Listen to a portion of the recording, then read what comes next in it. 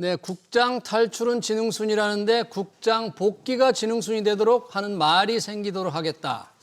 이재명 대통령이 증권회사 리서치센터 등들과의 간담회에서 증시 부양 의지를 다시 한번 드러냈습니다. 미 연준의 금리 인하로 달아오르던 코스피는 주춤거리고 있는데요. 연준의 금리 인하 사이클에서 어떤 자산에 주목해야 할지 짚어보겠습니다. 김대중 세종대 경학부 교수, 이상은 IM증권 수석 연구위원 나오셨습니다. 어서 오십시오. 예, 안녕하십니까. 네, 지금 코스피 힘차게 달아올랐죠. 어제 금리 인하로 상승 탄력이 아주 좋았는데 오늘 조금 주춤합니다. 과연 어떻게 될지. 이상원 의원님, 오늘 뭐 시장에 조금 차익 실현이 있습니까? 어떻습니까? 분위기가? 어제 이제 사상 최고치를 기록하고 그다음에 아무래도 차익 실현이 좀 있었고 어제 FOMC 결과가 이제 유동성에 대한 공급 그런 측면에서 접근하기 때문에 우리나라도 조금 오를 줄 알았는데 최근 이제 증시를 이끈 장본인이 외국인입니다. 그래서 외국인 순매수가 9월 1일부터 계속 오르면서 계속 사상 최고치를 끊었는데 오늘은 또 외국인이 좀 순매도가 나오면서 좀 차익 실현 위주로 조금 빠지고 있습니다. 네, 뭐 일시적일 수도 있고요. 뭐 하루 흐름만으로는 볼 수 없지만 그간의 상승 흐름을 보면 또 연준의 금리 인하 기대감으로 쭉 올랐는데 일반적으로 이 랠리가 좀 계속될 거다. 뭐 이런 기대감을 갖는 분들도 많은데 교수님 어떻게 보세요? 저는 아마 계속 상승할 것이다 이렇게 봅니다. 상승할 것이다. 예, 지금 현재 글로벌 주식의 비중에서 미국이 60%를 차지하고 한국은 한 1.5% 정도 차지합니다. 우리가 이제 기준금리와 주가의 상승 연관관계를 보면 마이너스 0.82 정도 됩니다. 마이너스 0.82. 그러니까 여기에 상관관계가 높다. 상관관계다. 예, 그렇습니다. 마이너스 0.82%라고 하는 것은 마이너스 1.0이 이제 100% 된다는 거고 마이너스 82라고 하는 것은 마이너스 82%로 반대의 관계에 있다는 뜻이거든요. 그러니까 기준금리라든지 은행 이자가 내리게 되면 주가가 또 부동산이 반대로 오른다는 뜻입니다. 오른다. 미국은 이번에 0.25%를 내렸고 앞으로 두 번에 걸쳐서 더 내리겠다 이렇게 올해 그렇죠. 올해는 두 번. 그러면 제 생각에는 트럼프 대통령이 원하는 기준금리 목표는 원래는 뭐 4.0 이하가 되는 것이고 내년에는 3.0, 2.0 앞으로 기준금리를 계속 매년 1%씩 내리는 게 목표입니다. 트럼프 대통령이 금리 내리는 건 아니니까 연준이 내리는 연준 내리는 거죠. 연준 의장의 목표가 있어야 되는 거죠. 연준 의장이 이제 우리가 소비자 물가 지수를 2% 목표로 해서 원래 1%씩 내리기로 돼 있었고 올해 연말에 원래는 3.5까지 내리기로 예정돼 있었습니다. 그런데 그동안 연준 의장은 내리지 않았다가 또 트럼프 대통령 얘기도 있었고 미국의 실업률이 워낙 높다 보니까 연준 의장도 내렸다. 그러면 결론적으로 기준금리가 계속 하락하기 때문에 한국도 동반해서 내릴 예정입니다. 우리도 10월 달. 저 내린다고 저는 보고 있고 한국도 내리게 되면 반대로 주식시장이나 부동산 시장은 상승할 것이다 이렇게 봅니다. 계속 상승세가 이어질 것이다. 얼마나 이어질지 우리가 이제 코스피가 한동안 뭐 박스권에 갇혀 있다 이런 말을 했잖아요. 그리고 이제 뭐 PBR 주가 순자산 비율 기준으로 이제 그런 얘기를 쭉 해왔는데 PBR이라든지 이런 여러 가지 지표를 볼 때 우리 이상원 연구위원은 어떻게 보십니까? 연말에 대략 한 어느 정도까지 갈 수 있을 것이다. 뭐 그 근거라든지. 그걸 말씀드리기 전에 아까 이제 교수님이 말씀하신 거에 상관관계가 많이 높고 그렇습니다. 금리 인하와 주가 상승. 높은데 이제 여기서 중요한 건 뭐냐면 금리를 인하할 때 투자자들이 어떻게 해석하느냐가 가장 중요합니다. 어떻게? 그러니까 예를 들어서 금리 인하가 경기 침체가 아주 깊숙이 될 거라고 예상하면은 주가는 빠집니다. 그런데 금리 인하 자체가 유동성의 공급 측면에서 보면 어제같이 미국 시장이 오르는 겁니다. 그러니까 지금 오늘 그 BOJ가 열렸는데 일본 중앙은행 오늘 니케이 지수가 아침에 0.7에서 0.8% 상승했었는데 BOJ가 동결을 했습니다. 금리 동결. 0.5% 동결을 하자마자 주가는 지금 마이너스 8%로 거의 1% 가까이가 다이빙하면서 빠지고 있습니다. 그 이유는 뭐냐면 10월 달에 금리 인상을 할 것 같다.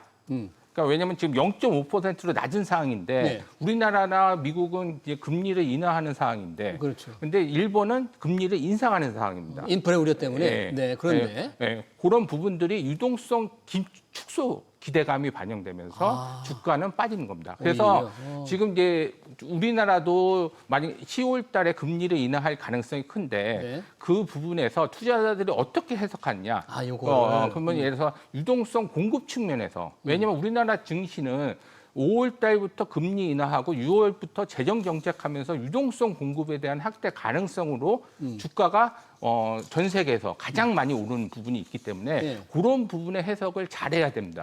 그래서 저는 한 10월 달에도 그런 유동성 공급 측면에서의 금리 인하가 이루어지기 때문에 우리 한국은행이 한국은행이 한국은행이 그렇게 할 것으로 예상하기 때문에 그렇기 때문에 지수는 더 갈 수 있는 부분이 있다. 네. 그렇게 적어도 올해까지는. 올해까지는. 그리고 아까 이제 말씀하셨듯이 지금 PBR이 한 1.1배 수준입니다. 우리 PBR이 1.1배. 네, 3,400 지금 수준이니까. 어. 그래서 적어도 그렇게 되면은 주가는 실적 곱하기 밸류에이션으로 돼 있는데 이 밸류에이션 부분이 유동성 효과 때문에 지금 밸류에이션이 올라가는 효과지 우리나라 실적이 올라가서 주가 지수가 안 오르는 게 아닙니다. 절대적으로. 유동성 효과로. 네, 유동성 효과로. 그래서 그런 유동성 효과가 10월 달에도 발휘가 되면은 적어도 1.3배 수준. 1.3배. 예, 우리 그게- PBR이 보통 0.8에서 1.2라는 그 박스권에 있다는 얘기가 있었는데 1.3이면 그걸 뚫는다는 거예요. 예, 그러니까 한 4,000 수준. 지금 3,400 수준이 1.1배 수준. 1.1배인데. 예.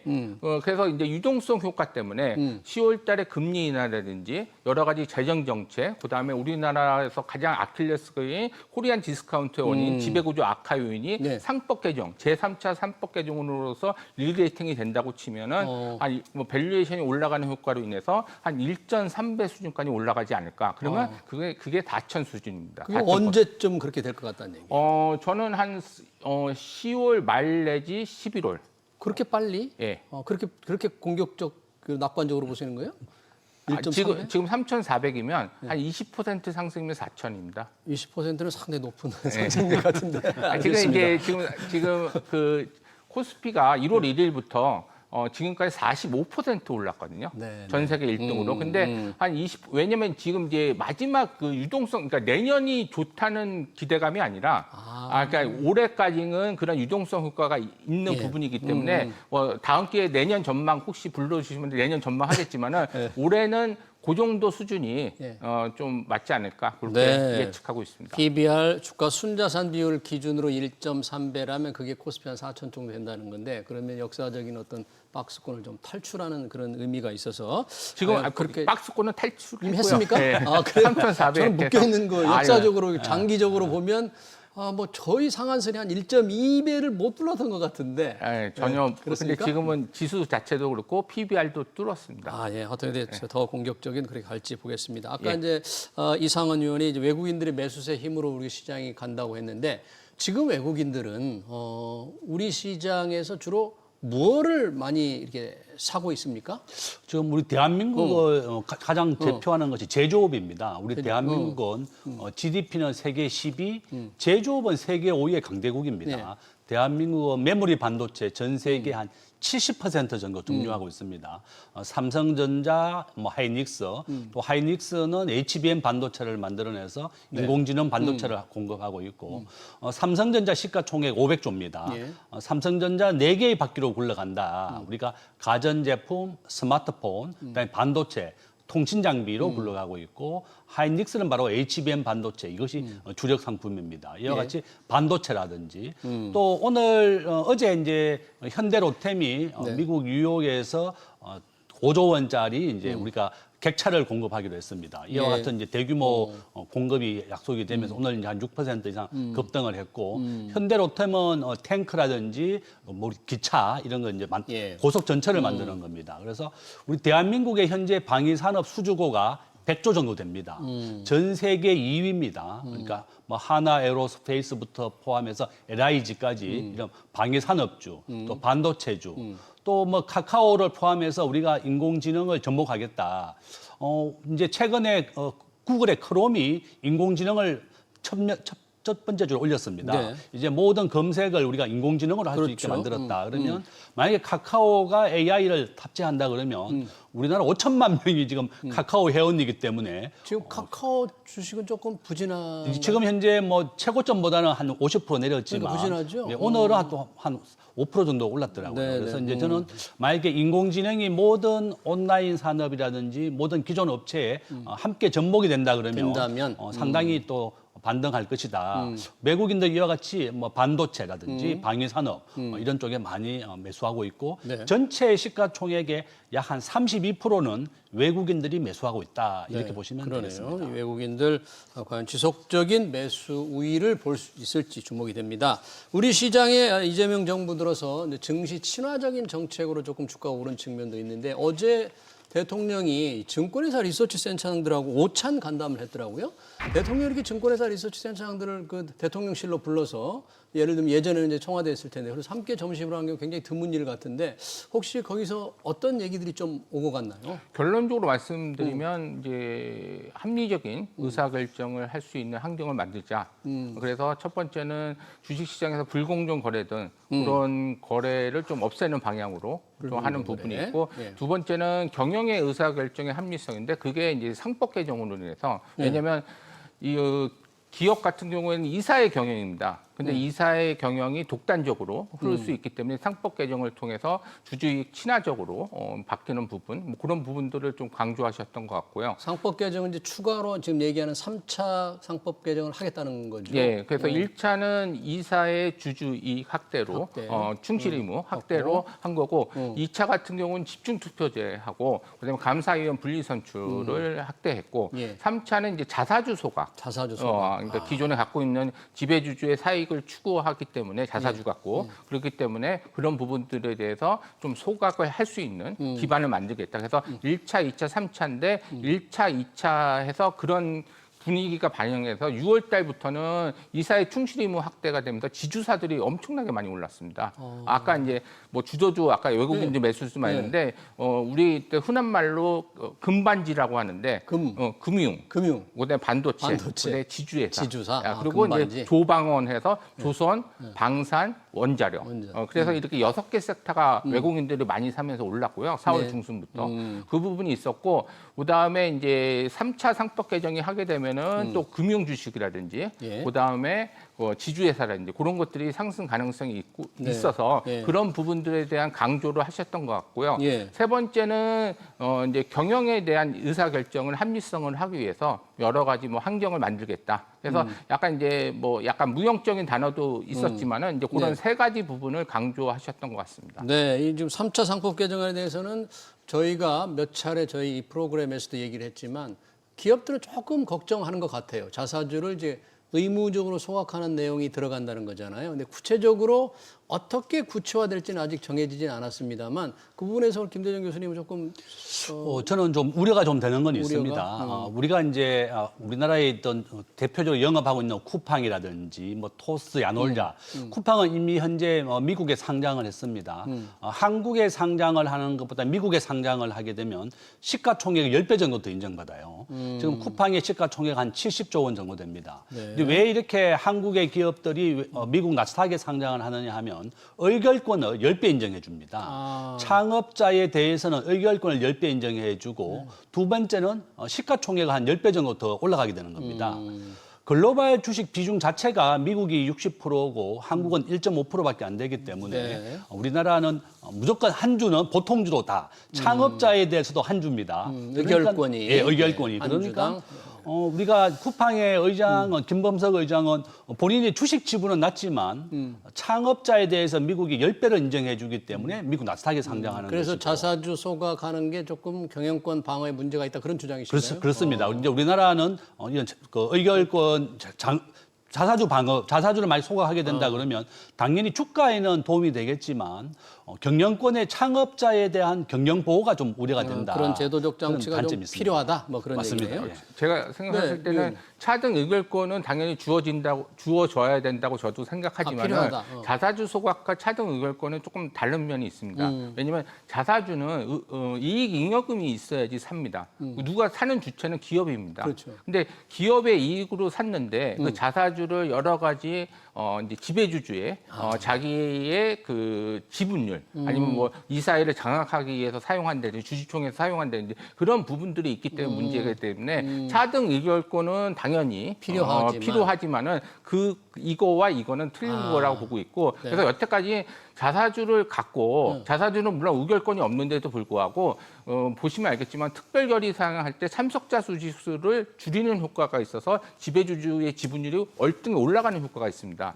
그리고 아니면은 뭐 이제 백기사라든지 그렇게 줄 수 있기 때문에 그런 부분들은 기업의 이익을 갖고 샀기 때문에 그런 부분들이 좀 문제가 될 수 있는데 지금은 이제 진행 상황 잠깐 말씀드리면 제가 이제 지배 구조에 대해서는 좀 전문가라서 진행 상황 말씀드리면 지금 이제 상법으로 고칠지 자본시장법으로 고칠지 차이점 뭐냐면 상법은 이제 상장사도 되고 비상장회사도 되고 다 하는 거. 그래서 상법상 4개가 올라와 있고 법안이 올라와 있고 자본시장법은 상장회사만 해당하는 겁니다. 그게 한 4개 올렸습니다. 근데 문제가 되는 거는 자사주를 지금부터 자사주 이제 법이 통과된 다음에 자사주를 매입해서 소각하는 거는 전혀 문제가 없습니다. 의견이 없는데 문제가 되는 거는 가지고 있는 것들에 현재 대해서 가지고 있는 건 어떻게 할 거예요? 3개월 유예를 주느냐, 6개월 주느냐, 1년을 주느냐, 3년을 주느냐, 5년을 주느냐 가지고 있는 거에 대한 소각에 대한 유예 기간이 지금 문제가 되고 있습니다. 그래서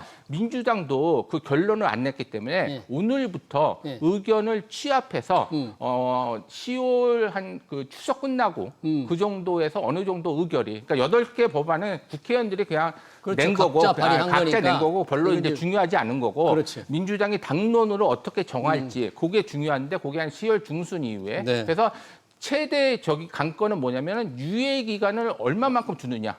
그게 최대 관건이라고 보시면 될 것 같습니다. 이미 가지고 있는 자사주 상법 개정안 3차가 통과될 경우 가지고 있는 자사주를 어떻게 할 것이냐가 최대 쟁점이다. 지켜봐야 되겠네요. 자, 그러면 앞으로 김대중 교수님은 잠깐 우리 제조업에 외국인들이 관심을 가지고 있다 그러는데 앞으로도 연말까지 좀 랠리가 계속된다면 여전히 그런 부분들에 대한 외국인들이 매수세가 좀 이어질까요? 어떤 부분을 조금 더 관심을 가질까요? 전 대한민국은 아마 이제 외국인들이 가장 좋아하는 이유가 반도체 강국이라든지 자동차, 뭐 이런 카카오나 네이버 같은 IT 강국입니다. 대한민국은 GDP는 세계 10위지만 제조업 수출액 기준으로는 우리가 세계 5위의 강대국입니다. 대한민국이 미국에 가장 많이 수출하는 것은 자동차 부품, 좀 석유화, 반도체 순이고 중국에 수출하는 것은 우리가 반도체 석유화학 순입니다. 이와 같이 대한민국은 제조업은 가장 강대국이다. 저는 이런 반도체라든지 조선, 방위산업 이런 것이 이제 우리의 가장 큰 강점이 될 것이라고 보고 있고 어제 이제 대통령이 얘기했는 것 중에 불공정 거래에 대해서도 잠깐 불공정 거래 얘기한다 그러면 매년 우리 대한민국에서는 주가 조작이 한 50건 정도 일어납니다. 주가 조작이 50건 정도 일어나고 2,700개 상장된 기업 중에서 약 한 10개에서 20개 정도가 청산이 되고 부도가 납니다. 그러니까 주가 조작으로 인해서 일어나는 거고 제가 이제 한번 조사를 해보니까 우리나라에서 주가 조작을 통해서 평균 벌어들이는 돈이 50억 정도 되고 주가 조작 범위 벌어들인 돈이 평균 50억 정도 평균 되고 50억. 실제로 재판을 받는 비율이 10%밖에 안 됩니다. 보통 이제 주가 조작은 계속 반복되어 일어나는 이유가 뭐 한 번 주가 조작하면 한 50억 정도 버니까 평생 벌 돈을 번다. 벌고 벌금이나 이런 건 약하고 벌금이라든지 기소가 돼서 재판을 받는 비율은 10%밖에 안 됩니다. 이렇게 주가 조작에 대해서 재판을 해서 형사처벌하는 경우가 워낙 낮다 보니까 이렇게 반복된 것이고 저는 이런 불공정 거래를 막는 것이 코리아 디스카운트를 막는데 크게 기여할 것이다. 저는 아주 중요하다고 봅니다. 뭐 폐가 망신하게 만들겠다 뭐 이런 얘기도 이제 대통령이 하셨으니까 그게 현실화될지 보겠고요. 우리 이성원 의원님은 외국인들이 앞으로 조금 더 순매수가 지속될 경우 가장 우위에서 매수할 부분을 좀 들어주신다면 어떤 걸까요? 글쎄요. 아무래도 좀 과정들을 잠깐 살펴보면 지금 작년도에도 외국인이 매도하면서 우리나라 코스피 지수가 13% 빠지면서 가장 밑에 예. 122를 기록했는데 올해 들어서 40 몇 %를 기록하는 거는 뭐냐면 예. 4월 둘째 주에 대통령 선거가 결정이 됐습니다. 네, 탄핵을 그렇죠. 한 이후에 그다음에 대통령 선거에 대한 기대감이 뭐냐면은 이제 재정 정책 기대감이죠. 그리고 5월 말에 금리 인하를 했습니다. 우리나라에서. 그렇기 때문에 4월 중순 이후부터 정확히 외국인 매수세가 들어오기 시작했고 그때부터 금융주, 유동성 장세에서는 증권주라든지 은행주, 금융 장세, 유동성 장세에서 그 사들이기 시작했고 그다음에 5월 달, 6월 달, 7월 달에 정확히 3조 이상 외국인 매수세가 들어오면서 예. 우리가 찬란하게 주가가 올랐죠. 그렇죠. 그리고 그때 삼성전자를 많이 산 이유는 반도체 때문에 사는 게 절대 아니고요. 뭐 때문에?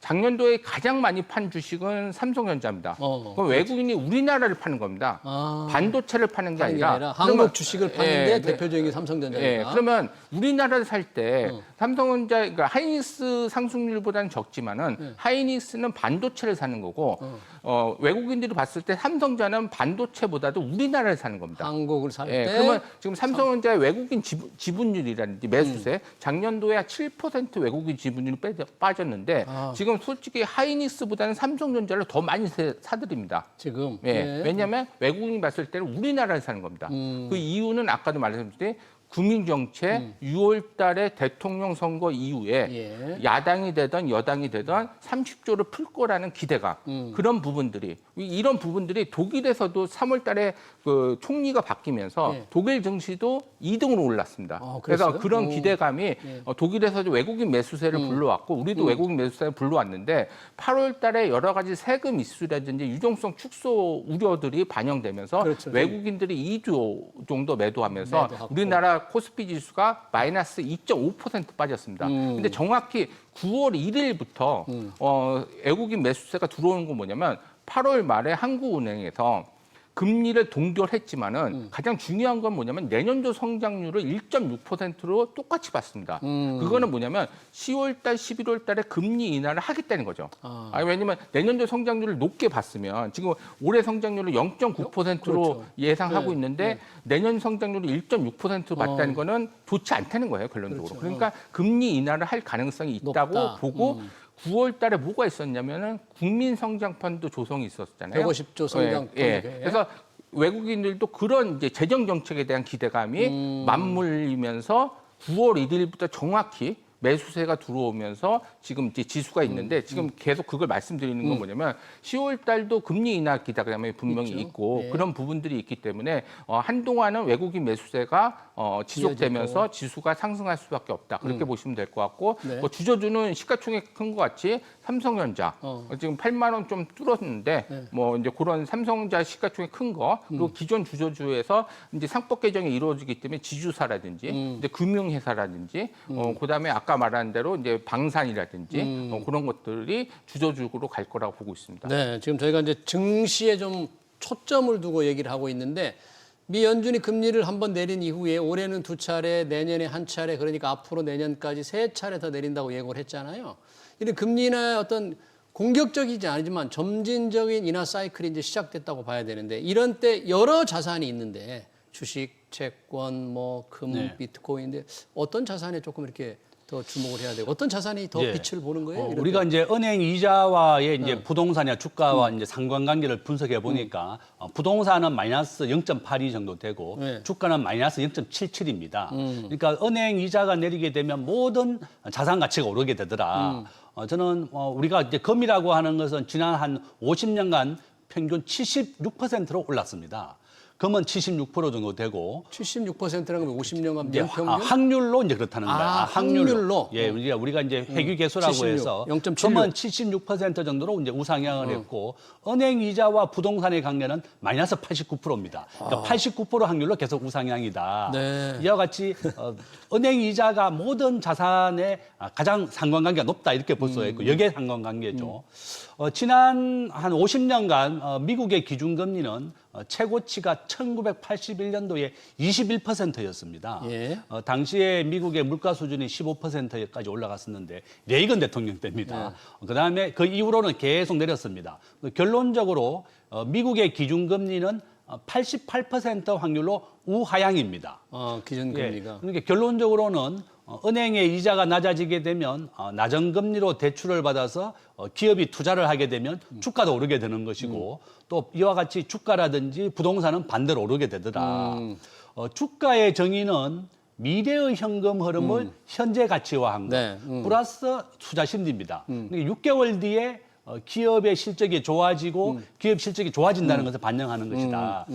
트럼프 대통령이 계속 요구하는 것은 연준에 대해서도 좀 기준금리를 낮춰서 미국 국민들의 이자 부담을 좀 낮춰줘라는 거거든요. 예, 알겠습니다. 네. 뭐 그것이 가장 중요하다 이렇게 볼 수 있습니다. 금리 인하 중요한데 이게 실적, 기업 실적도 말씀을 하셨잖아요. 우리도 계속 주가가 지속되려면 상승이 이어지는 기업 실적이 좋아져야 될 텐데 뭐 3분기 실적 전망치가 SK 하이닉스 빼면은 좀 마이너스로 지금 나온다면서요. 그렇게 실적이 조금 아까도 말씀드렸지만 실적 곱하기 밸류에이션인데 밸류에이션이 올라가는 장이기 때문에 유동성 장세로. 네. 그러면 이제 반대로 얘기하면 내년도의 왜냐면 그러면 그냥 돈을 푼다고 오르는 게 아니라 그렇죠. 내년도 실적에 대한 기대감으로 오르는 거예요. 근데, 지금 실적에 대한 기대감이 아니라. 예, 그런데 만약에 내년도 실적의 기대감, 내년도도 돈을 이만큼 안 풀고 혹시나 내년도 실적이 안 좋아지면 예. 그때는 주식시장이 빠지겠죠. 그러니까 지금은 솔직히 하이닉스 실적이 중요한 게 아닙니다. 그러니까 외국인 매수세가 하이닉스 실적 받고 우리나라 전체 실적 받고 예. 그럼 예를 들어서 작년도에는 실적 갖고 빠진 겁니다. 왜냐하면 우리나라는 GDP의 70%가 수출로 하기 때문에 수출이 정확히 7월 수출 증가율을 꼭지를 찍고 하향을 했기 때문에 우리나라를 언더웨이스로 팔면서 삼성전자를 엄청 판 겁니다. 예. 그러니까 삼성전자가 HBM을 대응 못해서 판 게 아니라 우리나라 파는 전체. 거는 그 선행 지표로 수출 증가율만 봅니다. 네. 외국인이 탑한데 근데 지금은 수출 증가율을 보는 게 아니라 유동성을 본다. 재정 정책, 금융 정책으로 어떻게 시장이 갈 건지 그걸 보는 거기 때문에 예. 올해 10월 이제 3분기 실적 발표할 때 예. 10월 초부터 삼성전자 발표하고 두 번째 주에 말쯤에 하이닉스가 발표되겠죠. 그렇지만은 실적이 나쁘다고 실망감보다는 이제 유동성이 그때 당시에 또 얼만큼 A 관련해서 그러니까. 유동성이 풀리겠느냐 아니면 10월 달에 저는 금리 인하 거의 90% 이상 할 거라고 보고 있는데 또 그게 금리 인하 할 건지 그런 것들이 중요하다고 보시면 될 것 같습니다. 네. 마지막으로 지금 자산 여러 가지 얘기해 주셨는데 지금 금도 아까 네. 76%의 확률로 우상향. 했다 그랬잖아요. 예. 굉장히 많이 올라 있는데 예, 지금 예. 금리 인하가 되면 네. 뭐 지금 온스당 3,700달러 왔다 갔다 하는데 어때요? 더 저는 뭐 더 오른다고 봅니다. 그래요? 금이라고 하는 것은 가장 안전한 자산이고 지난 70년간 계속 우상향했습니다. 결론적으로는 금이라고 하는 것은 달러에 대체할 수 있는 가장 안전한 자산이고 전체에 뭐 투자하는 건 아니고 자기 자산의 한 10% 정도는 10%? 이와 같이 금이라든지 또 대체 자산, 뭐 비트코인 이런 그런 자산에도 지금 뭐 또 그 비트코인은 미국에서도 인정이 되고 있는 네. 주식이고 3만 개나 되는 가상 자산의 기축 통화 역할을 하는 게 뭐 비트코인이나 이더리움 같은 겁니다. 그래서 저한테 많이 물어보시는데 그러면 저는 한 10% 정도는 10%만? 이와 같이 금이나 네. 뭐 가상 자산에 하는 것도 좋다 네. 이렇게 말씀드립니다. 참고로 금은 투자자들의 질이 좋습니다. 주로 중앙은행이 사기 때문에 네. 각국의 중앙은행이 금을 사기 때문에 지금 중앙은행들이 수요를 늘리니까 금이 많이 오르는 거죠? 예. 외환보유액 그리고 달러가 약세되는 부분이 좀 있고 달러 약세? 예, 그 부분이 있기 때문에 투자자의 질이 엄청 좋기 때문에 네.